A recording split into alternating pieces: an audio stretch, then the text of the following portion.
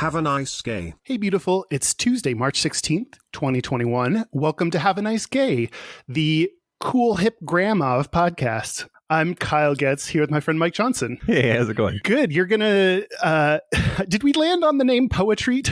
I don't know. I don't know. I keep accidentally typing it, so now I think it's a thing. Okay. Yeah. If you type it a few times, I think that just makes it real. Okay. What is this Poetreat? Give us a treat. I'm super duper nervous. Okay. This is something that I wrote 2 years ago that I want to share. And I don't know that it's necessarily poetry, but it's also not a story and it's not an essay. So I'm calling it a poem. And I think I just get to decide what a poem is. You named this segment by typing it. You named this poetry. This is poetry. It definitely is.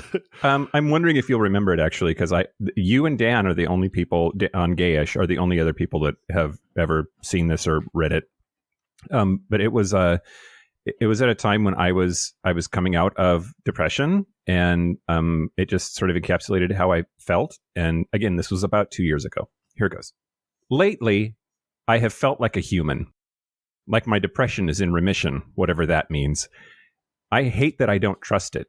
I hate that instead of enjoying it, I'm waiting for it to end. Is this the life of everyone, or is it just me and those like me? To live in the shadow of the fear of the next shadow. Part of me wants to be angry. Part of me is angry. Part of me is in parts.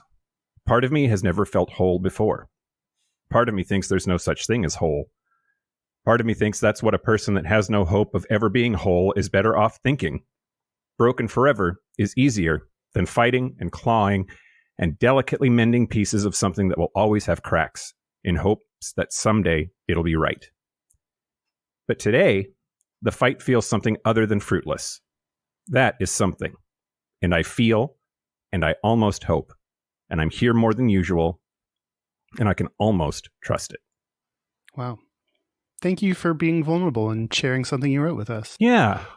Thanks for listening. And I think I came across that today just like going through old notes of stuff, and I really was just overwhelmed with the memory of what it feels like to be in that space and how thankful I am that I'm not there now. But I don't want to do the schmarmy thing of saying like it gets better, everybody, but sometimes it does.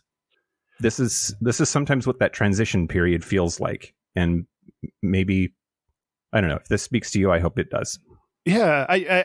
Well, what also stood out to me is just the when you are kind of getting out of it, there's that balance between trying to enjoy the moment, but also the looming feeling that something bad is going to happen or come back. And that's, that fight is very real for me, and trying to remember to enjoy this moment, when it's good.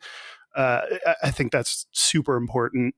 And, regardless of where you're at, I think knowing that other people are going through it and have gone through it and will go through it makes you feel less alone.